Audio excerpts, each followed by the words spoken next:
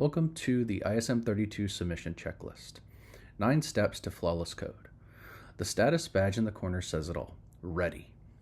That's the state every assignment needs to be reached before it leaves your machine. This module is about the gap between code that works on your screen and code that earns full credit.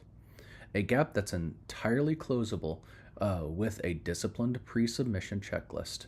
Every step in this ritual exists because a common submission failure map to it. Broken tests, style violations, incorrect output, missing files, unpushed commits, and broken canvas links. Professional developers use checklists for the same reason pilots do.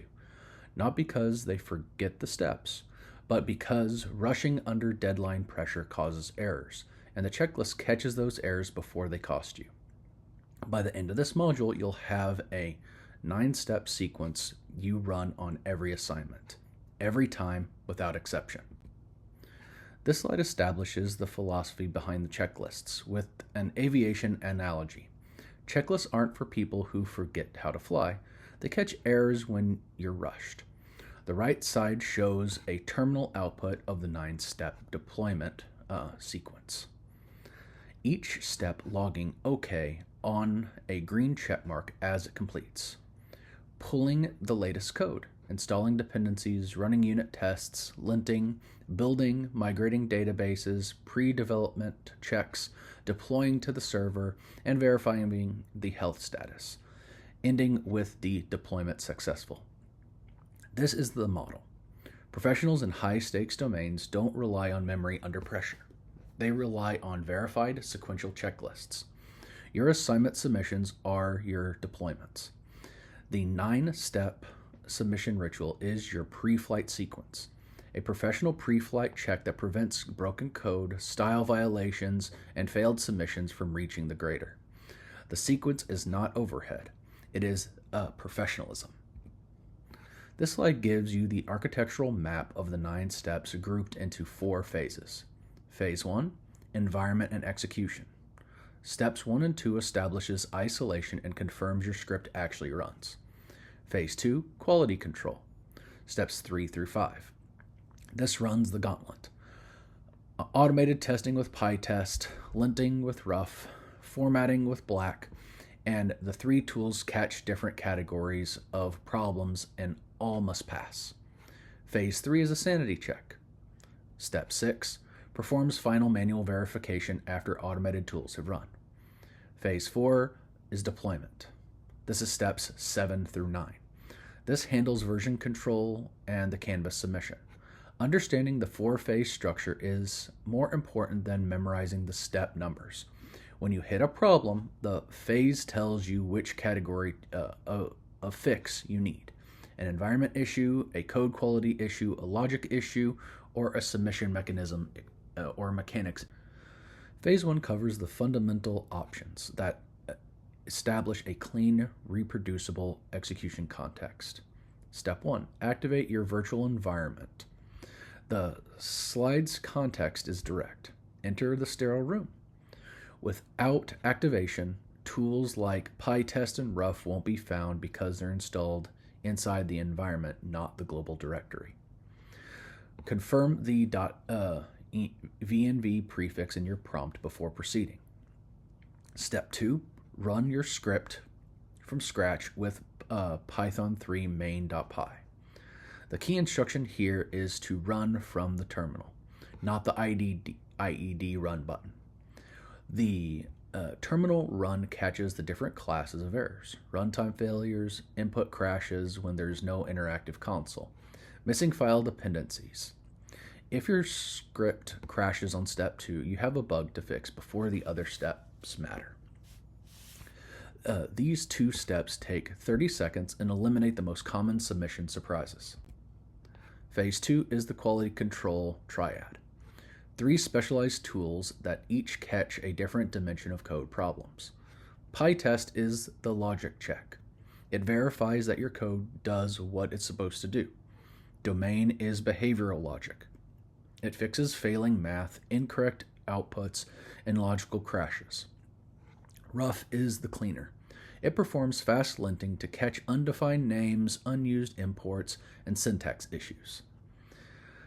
Domain is the code architecture and style. It fixes messy code structure and potential bugs that don't cause immediate crashes. Black is the formatter. It snaps your code into a unified, consistent visual style automatically. Domain is aesthetics. It fixes indentation, line lengths, quote styles, and spacing. All three tools must pass before you move to phase 3. Each tool is fast, and the entire triad takes under 30 seconds to run. There's no excuse to skip any of them. Step 3 is the logic check. The command is pytest-v. The -v flag is essential. It reveals each test name and its individual result rather than just a summary count, so you know exactly which tests pass and which fail. The slide makes the rule binary and non-negotiable. Failed means stop. Do not submit with failing tests. A red failure block with the test name is your signal to go back and fix the logic before continuing.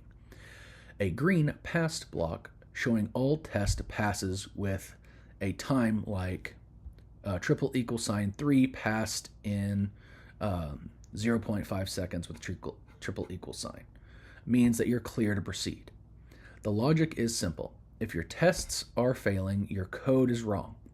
Submitting wrong code knowingly is submitting incomplete work. PyTest is not a hoop to jump through. It's the objective verification that your code meets a specification. Run it, read it, fix it. Step 4 is linting and cleaning with ruff. The workflow has two commands in sequence. First, ruff check dot scans your entire project and produces an error readout listing every violation. The slide shows two common examples, an unused import OS and an undefined variable tax rate being used in a calculation. These are real bugs hiding in plain sight. Code that might not crash immediately but indicates something is wrong. Second, ruff check dot -- fix automatically fixes what it can. Some violations require judgment, others ruff corrects automatically. The cycle is this: check, read errors, autofix, check again until clean. The key instruction is in the title. Use your judgment for the rest. Not everything can be auto-fixed. When ruff flags something it can't fix automatically, you need to understand what it's telling you and make the correction yourself. Step 5 is auto-formatting with black. The command is black dot. Run from your project root. The before and after on this slide is dramatic. The before code has inconsistent spacing around the function signature, mixed quote styles, and irregular indentation inside the function body. The after code is clean, consistent, and readable. PEP 8 compliant with no manual effort. Black is opinionated and non-negotiable in its style choices, which is exactly what makes it valuable. There's no arguing about formatting when a tool enforces it automatically. The critical warning on this side deserves your full attention. After black reformats your code, run ruff check dot again. Reformatting can occasionally surface new linting issues, and a previously hidden problem becomes visible after the code is restructured. Always run ruff after black to confirm the code is both formatted and lint-free and lint-clean. Phase 3 is the sanity check, the step where you verify that the automated tools didn't accidentally change your program's behavior. The diagram shows a verification cycle. Black dot reformats your code, then python3.main runs the script again, and you compare the output to the assignment expectations. Formatting should never change logic. That's a guarantee black makes. But this step isn't about trusting the tools, it's about confirming the expected output one final time before deployment. Run your script.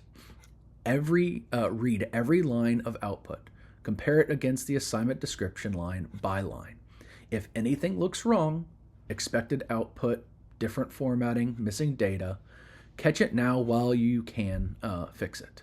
This step takes 60 seconds and has saved countless assignments from a submission that looks fine locally but failed on the grader's test. Phase 4 is deployment, getting your verified code into GitHub with 3 command git sequences.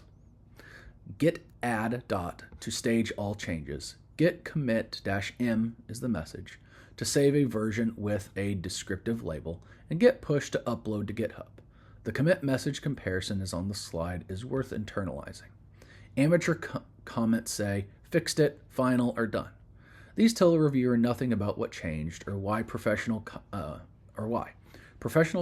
comments say, added main logic for tax calculator, or fixed failing pytest on string input. These describe your actual change precisely. Your commit messages are permanent. They're visible to graders and future employers reviewing your GitHub profile. Write them as if explaining to a colleague what you did and why it matters. The warning at the bottom. If git push is rejected because someone else pushed it first, upstream, changes and resolve the pushing before. Step 8 is the GitHub audit. Opening your repository in a browser and visually confirming that the push actually worked and all the right files are present. 4 things to verify. First, your commit message matches exactly what you just wrote, confirming the push landed. Second, main.py is present and shows a recent timestamp.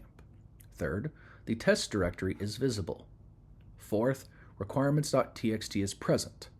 And one critical thing to confirm is absent.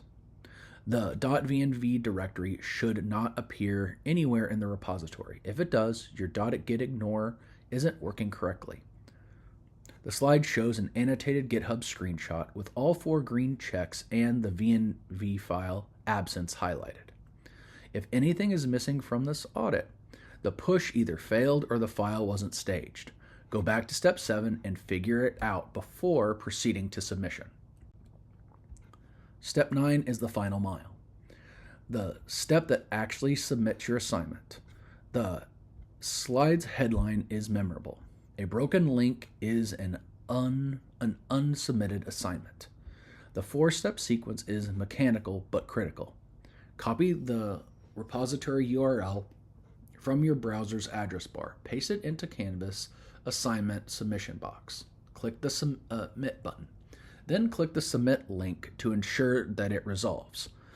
What it actually opens is your repository and not a 404 page. This last click is the most important. Students skip, and it's the most important. A link that looks correct may be wrong by a single character. A link to a private repository looks correct but is inaccessible to the grader. Testing the link closes the loop on the entire 9-step ritual. You can't get credit for code that the grader can't see. Verify the link every time. This slide introduces a power user upgrade that automates the entire quality control triad into a single command. Add this function to your .zhrc file and a ritual function that chains pytest.v, ruff check dot -- fix, black dot, and Python main in sequence using ampersand operators.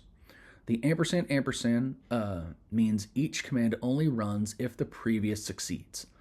If your test fails, ruff and black don't run, and you get an immediate signal to fix your logic first.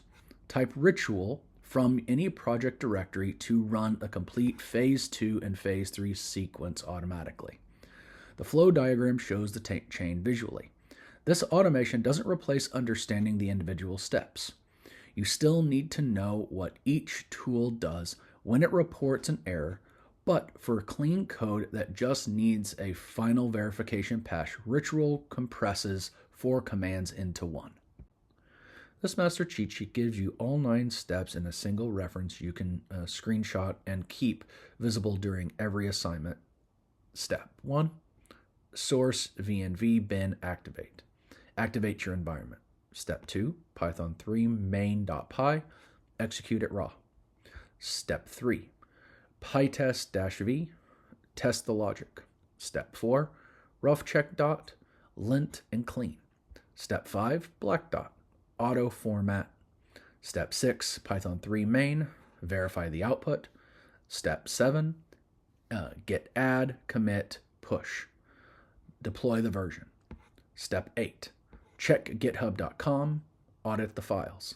Step 9, paste a URL to Canvas and submit the link. The instructions at the bottom is direct. Screenshot this screen. Keep it visible. The 9 steps fit onto one screen deliberately. There is no reason to have them memorized when you can keep this reference open in a tab while you work. The ritual only takes 3 to 5 minutes to run completely. The checklist is the professionalism. Run it every time. No exceptions. That's the entire message of this closing slide, and it's worth setting with for a moment before moving on. Professionalism isn't a personality trait. It's a set of repeated behaviors that produce consistent, reliable results. The submission ritual is that set of behaviors for your coursework. The green checkmark on this slide represents what you're aiming for every time. A complete, verified, properly submitted assignment with no last-minute surprises. The students who follow this ritual consistently don't just get better grades, they build a habit that professional developers actually use. Code reviews, deployments, pull requests, they all have checklists.